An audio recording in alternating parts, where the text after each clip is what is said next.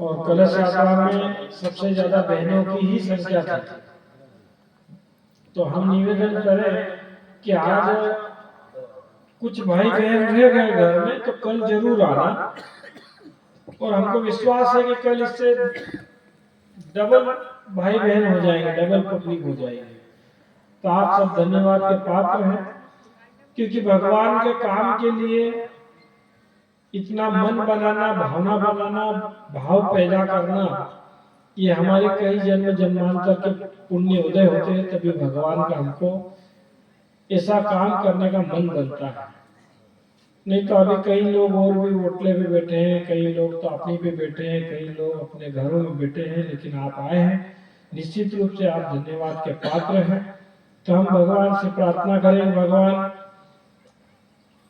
हमको सद्बुद्धि देना, सद्ज्ञान देना, सच्चिंतन देना, अच्छा सोचे, अच्छा चिंतन करे, हमारे कर्म में मन भर देना, जीवन जीने की कला आ जाए। भगवान न जाने ये किराए के घर को कब खाली करना पड़े, न जाने ये पिंजरे में से कब पंछी उड़ जाए, न जाने कब दुनिया में किस गली में शाम हो जाए हमारी।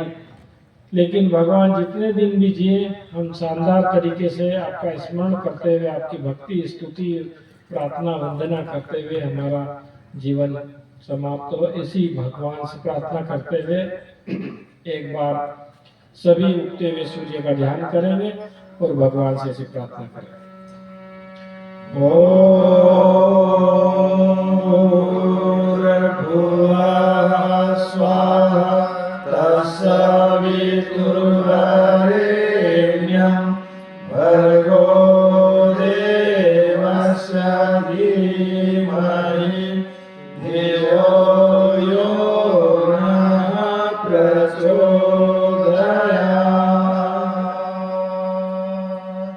सूक्ष्म रूप से उपस्थित गुरु जी एवं वंदनीय माता जी के सूक्ष्म संरक्षण में हम आपके बीच में भगवान की चिट्ठी, भगवान का संदेश, भगवान का प्रसाद लेकर आए हैं। हो सकता है कि हरिद्वार से आपके नाम की चिट्ठी आई है, आपके नाम की चिट्ठी में हो सकता है आपकी समस्या का समाधान मिल जाए। इसी भाव को लेकर हम आपके बीच में आए हैं। आदरणीय हमारे पूजनीय हमारे पाटीदार डॉक्टर साहब, जो जब से हम जुड़े हैं और जितनी हमारी उम्र है, इतना इनको मिशन का अनुभव है। निश्चित रूप से इसी क्षेत्र के हैं, लगभग सारे क्षेत्र में इनका, भाई साहब का, हमारे वीरेंद्र भाई साहब के साथ में जाना हुआ है। लेकिन ये गौली पिपलिया छूट गया था, तो गुरु जी की ऐसी योजना बनी कि आज हमारे साथ में उनका हमको सानिध्य मिला, उनको हम प्रणाम करते हैं। आदरणीय अंचल बाबू जी, इस उम्र में लोग रिटायर के बाद में हम देखा है हमने कि कई दुकान खोल लेते हैं कि कहाँ मैं बैठूंगा, तो दुकान खोल लेंगे, दुकान में बैठेंगे, कई नौकरी दूसरी ज्वाइन कर लेते हैं। लेकिन वो और उनके यहाँ से भाभी जी लगे रहते हैं। आपने देखा होगा उनके यहाँ से भाभी जी भी कलश यात्रा में साथ साथ में आपका उत्साहवर्धन, कैसी तैयारी करना, क्या करना। इस उम्र में ठंड में कौन आता, लेकिन हम अंचल बाबू जी को भी हृदय से प्रणाम करते हैं कि भगवान इस उम्र में सबको ऐसा ज्ञान दे, सबको ऐसी सद्बुद्धि दे, सबको ऐसा भगवान प्रेरणा दे। और हमारे जो गुरु जी की ये हनुमान है, ये दिखते बड़ी, ऐसा लगता है उम्र बहुत हो गई, लेकिन जब देखो जब ये गुरु जी के हनुमान के रूप में हमेशा जवान युवा के रूप में शुरू से आखिर तक पूरे कार्यक्रम को अंजाम देते हैं। इनको सब मालूम है कि कौन सा व्यक्ति कैसे सेटा और किसको कैसे बात कहना और कब क्या कैसे मनवाना है। ये इनको गॉड गिफ्ट मिली है, गुरु जी की विशेष इन पर कृपा है। हमारे आदरणीय हीरालाल भाई साहब को भी हम हृदय से प्रणाम करते हैं। और हमारे तबला वादक भाई साहब ने भी उनकी प्रतिभा को भगवान गुरु जी के काम में लगा दिया। कहीं अभी तबला वाले 500-700 रुपए रोज से कम आते ही नहीं, पर गुरु जी के लिए वो हमेशा तत्पर रहते हैं। हमारे ऐसे भाई साहब को भी हम प्रणाम करते हैं। और हमारे इन भाइयों ने भी इतना बहुत बढ़िया भव्य आयोजन के लिए काफी मेहनत, मशक्कत, पुरुषार्थ किया। हम सभी भाइयों को, यादव समाज के और भी अन्य समाज के सभी भाइयों को हम हृदय से प्रणाम करते हैं। और देवी स्वरूप को, हमारी मातृ शक्ति को भी हम हृदय से प्रणाम करते हैं। हमारी मातृशक्ति जब तक है, जब तक ही इस धरती पर धर्म का और भगवान का काम निश्चित रूप से सुचारू रूप से होता रहेगा। ऐसे हमारी देवी शक्तियों को भी हम हृदय से प्रणाम करते हैं। तो आइए, जो हरिद्वार से आपके नाम की चिट्ठी आई है, हरिद्वार से आपके नाम का जो संदेश आया है, तो उसमें प्रातः स्मरणीय पंडित राम शर्मा आचार्य ने कहा कि जाओ गौली पिपलिया के हमारी बहनों को, हमारे भाइयों को ये चिट्ठी सुनाकर आ जाना। तो हम कौन है? हम न तो कोई बहुत बड़े ज्ञानी है, न बहुत बड़े वक्ता है, न बहुत बड़े विद्वान है। हम भी आप जैसे घर गृहस्थी वाले हैं, हम भी आप जैसे घर गृहस्थी का जीवन यापन करते हैं। ये जितने बैठे कोई महात्मा, पंडित, पुजारी, वानप्रस्थ, ऐसा नहीं साधु महात्मा बन गए, ये भी आप जैसे घर गृहस्थी वाले हैं। लेकिन जैसा भी समय मिलता है, जैसा भी अवसर मिलता है, जैसा भी इनको मौका मिलता है, तो गुरु जी की पीड़ा, गुरु जी का चिंतन, गुरु जी की चिट्ठी वो आप तक लेकर आ जाते हैं। अब उस चिट्ठी में कई बार ऐसा होता है कि जो हम सोचते हैं, हम पीड़ित हैं, हम परेशान हैं, हम दुखी हैं, हम तनावग्रस्त हैं, हम कोई चीज का निर्णय नहीं ले पा रहे हैं, कोई बात का, तो वो हमारी समाधान, हमारी इस चिट्ठी में हमारी बात का समाधान मिल जाता है। इसी भाव के साथ लेकर आए हैं। तो क्या निवेदन कर रहे हैं? निवेदन कर रहे हैं कि आज सारी व्यवस्थाएं होने के बाद भी, सारी सुख सुविधाएं होने के बाद भी, सारी शासन साधन संपन्नताएं होने के बाद भी, सारी वैभवता होने के बाद भी, भौतिक संपदा होने के बाद भी कहीं न कहीं आज आदमी टेंशन में, तनाव में, अभाव में है, आज परेशान है। आज के 10 साल पहले इतनी सुविधाएं नहीं थी, आज के 10 साल पहले इतने साधन नहीं थे, आज के 10 साल पहले इतनी मोटरसाइकिल, कार, गाड़ी, फ्रिज, कूलर, पंखा इतना नहीं था। फिर भी आदमी सुखी था। और आज आदमी सब सारी बातें होने के बाद भी आज आदमी दुखी है। क्यों साहब? पहले कच्चे मकान थे। इधर आ जाए। हाँ, ये यज्ञशाला के अंदर खाली जगह पड़ी है, यहाँ पर एकदम पीछे पीछे क्यों बैठ रहे हो? आगे हाँ बहनों, अलग आ जाओ, प्यारी बहनों अलग आ जाओ। भाई जे भी सब वहाँ का वहाँ बैठा नहीं है, जगह खाली रही है, हमारा भी ध्यान बटता है। वो सबसे पीछे बैठे वो भी बहने इधर आ जाइए, पंडाल खाली, आ जाओ, ये उठ के बिल्कुल आ जाओ। और आपको हम विश्वास दिलाते हैं कि 1-1.5 घंटे का कार्यक्रम रहेगा, पर आपको आपका जो कीमती समय देकर आए हैं, आपको विश्वास दिलाते हैं कि 1-1 मिनट, 1-1 क्षण, 1-1 पल आपका सदुपयोग होगा। आप कहीं ऐसे नहीं बैठे। भगवान ने आपको 4 पाई का जो आनंद ले रहे थे, उसको आनंद को त्यागते हुए आप आए हो। कई घरों में 4 पाई पे बैठे बैठे बम्बई के देवी देवताओं को टीवी के माध्यम से देख रहे होंगे, पर आप उनको छोड़कर आए, तो आप निश्चित रूप से मानिए कि हमारे कई जन्मों के जब पुण्य उदय होता है, जब भगवान की चिट्ठी, भगवान का संदेश, भगवान की राह पर चलने का मन करता है। तो क्या निवेदन कर रहे हैं कि पहले सारी सुख सुविधाएं, साधन संपन्नताएं होने के बाद भी आदमी सुखी था, और आज सारी सुविधाएं, संपन्नताएं, साधन संपन्नता होने के बाद भी तनावग्रस्त है। आज आदमी का ईमान डगमगा रहा है, आज आदमी का विचार डगमगा रहा है, आज आदमी का मन चंचल है, आज आदमी की स्थिरता नहीं है। तो साहब पहले तो बढ़िया आदत था। तो पहले क्या था? मकान कच्चे थे, पहले मकान कच्चे थे, लोग सच्चे थे। पहले मकान कच्चे थे, लोग सच्चे थे, और आज मकान पक्के हो गए तो लोग नीचे हो गए।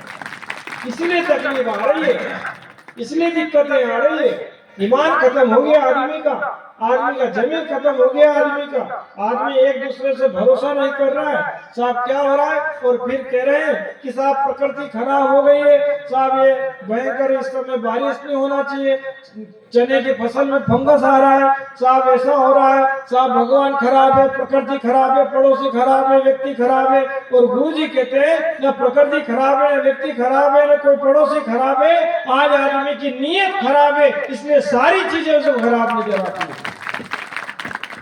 तो फिर क्या करना चाहिए? फिर क्या करना चाहिए?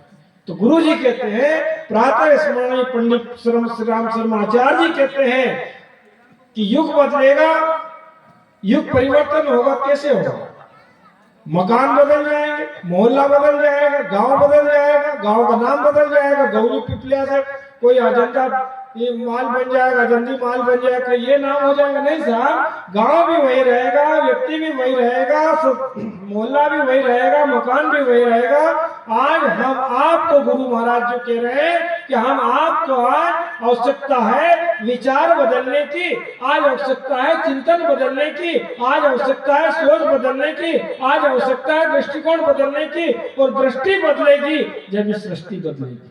इसलिए आज दृष्टि को बदलना, हमारी सोच बदल जाएगी, हमारा चिंतन बदल जाएगा, हमारा काम करने का ढंग बदल जाएगा।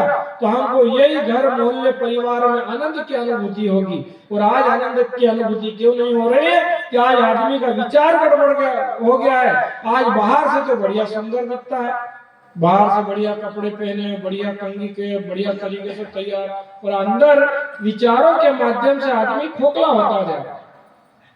और जब तक आदमी के विचार ठीक नहीं होंगे तो हम सारी सुविधाएं, सारी संपन्नताएं, सारे साधन जुटा लें, फिर आदमी तनावग्रस्त रहे। हर 3 व्यक्ति में से 1 व्यक्ति आत्महत्या करने की सोचता है, हर 3 व्यक्ति में से।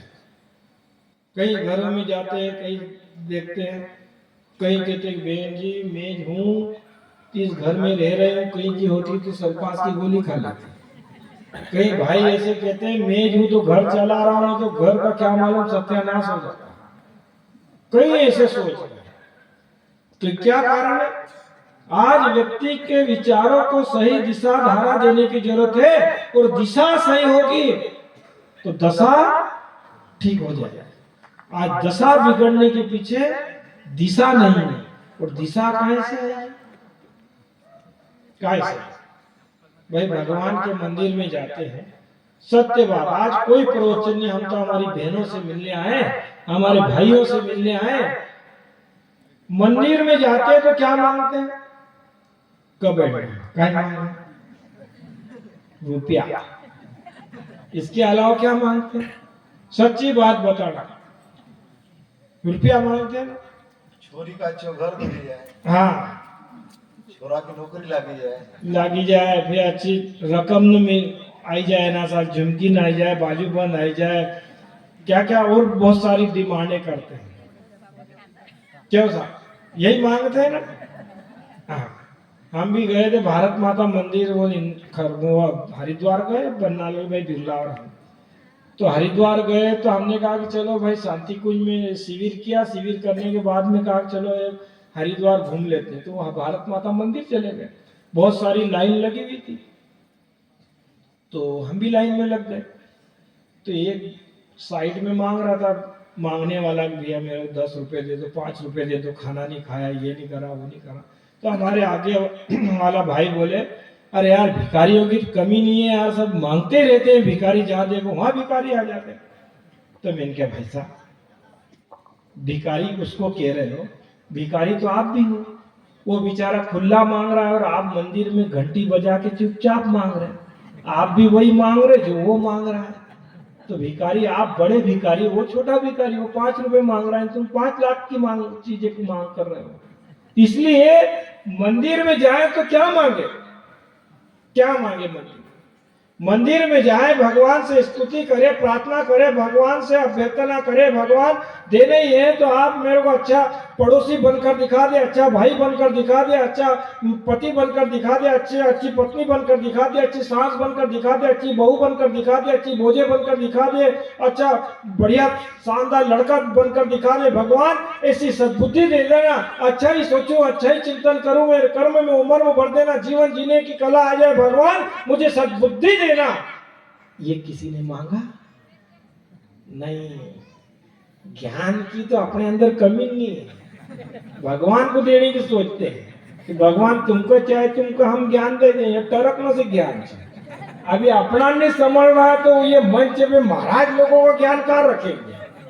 अभी अपना नहीं समझ रहा तो यहाँ तो रुपया दे दे, रुपया। आदमी मरू मरू हो जाता है जब तक उसका हरू हरू नहीं जाता। हरू और दादाजी फां फां कर रहे हैं, डबल सांस चल रही है और वो छोरे कह रहे हैं कि पड़ोस को खड़ो नहीं जाना चाहिए। और दादा तुम जाना कि पहले तैयारी करो, पड़ोस का खड़ा जाए कि नहीं जाए उसको लेने की तुम ध्यान रखो।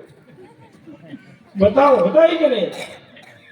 तो इसलिए भाइयों हमारे गुरु महाराज क्या कह रहे हैं, पंडित श्री राम शर्मा आचार्य जी महाराज क्या कह रहे हैं कि मांगे, लेकिन मांगने का तरीका बदल दे, मांगने की विधि बदल दे।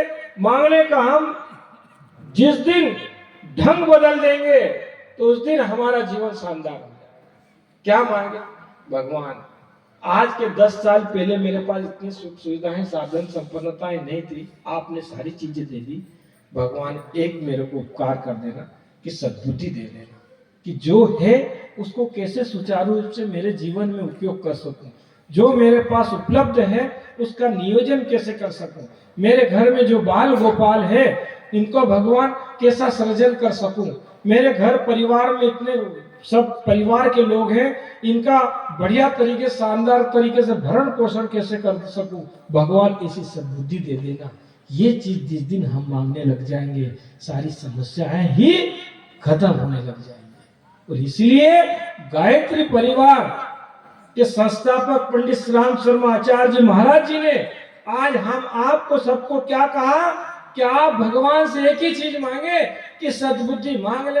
तो सद्बुद्धि आ गई तो सारी समस्याएं खत्म होती हुई चली जाएगी। और सद्बुद्धि के लिए क्या है? गायत्री मंत्र है। गायत्री मंत्र में कोई देवी देवता की बात नहीं है। और हम ये गायत्री परिवार के ये सब ऐसे पीले कपड़े पहन के आपको